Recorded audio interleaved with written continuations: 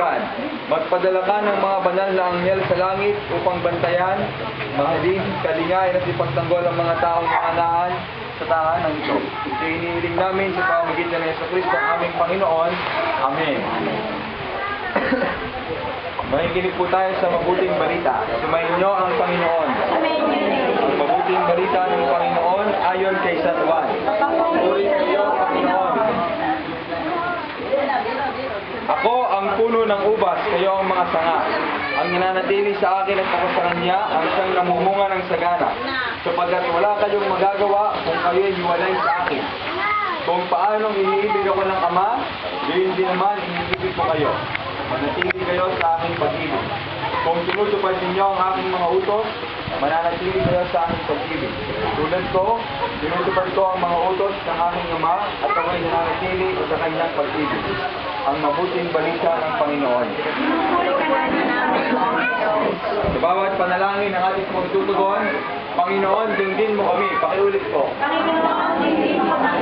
Manalangin tayo sa ating Panginoong Diyos upang kanyang pagpalain at pagkalooban ng kapayapaan. Ang nahayan ito. Naway maligtas ang mga taong nakatira rito sa kamay ng demonyo at sa pag-aakit ng mundo. Manalangin tayo sa Panginoon.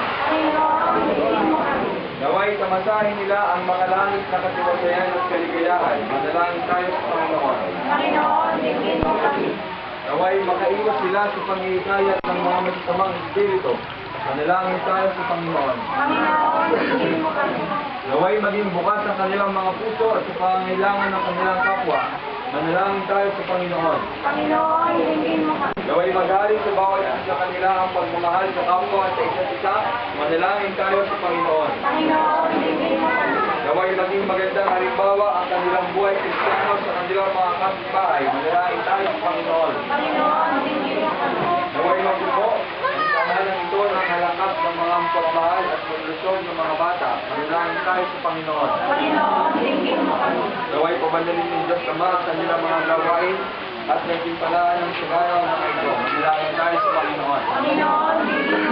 Naway pag-anin ng Diyos Ama ang kanilang mga tiisin at suliranin at sila'y aliwin sa mga panahon ng pagsubok. Manalangin tayo sa Panginoon.